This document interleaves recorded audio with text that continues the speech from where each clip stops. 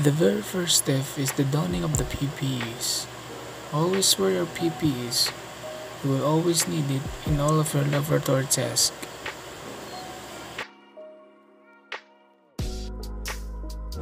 Second step will be the discussion and the consent before undergoing CSF procedure.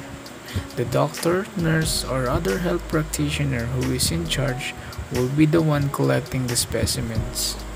They will also ask you if you are taking any drugs or medicines before the procedure.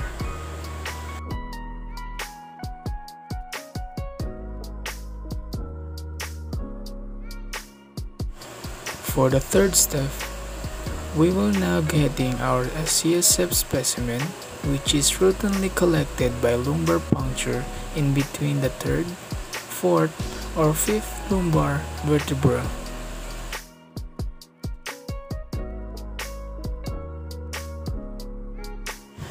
Fourth step is when the lumbar puncture is done, the health practitioner will ask you to lie flat for 30 minutes, which will give you a time to tell them what exactly do you feel after the puncture.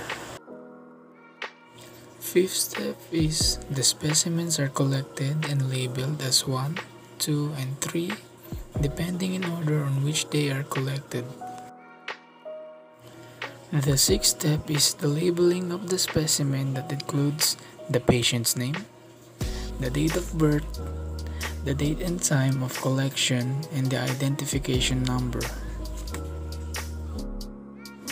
And for the last step, the labeled tubes will be transported in the designated sections of the laboratory.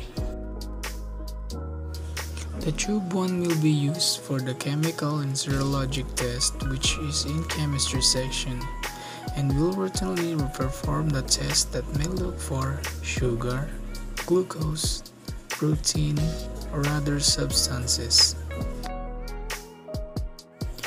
And then the tube number 2 will be designated in the microbiology section, which will routinely perform a staining like drum stain and engine ink.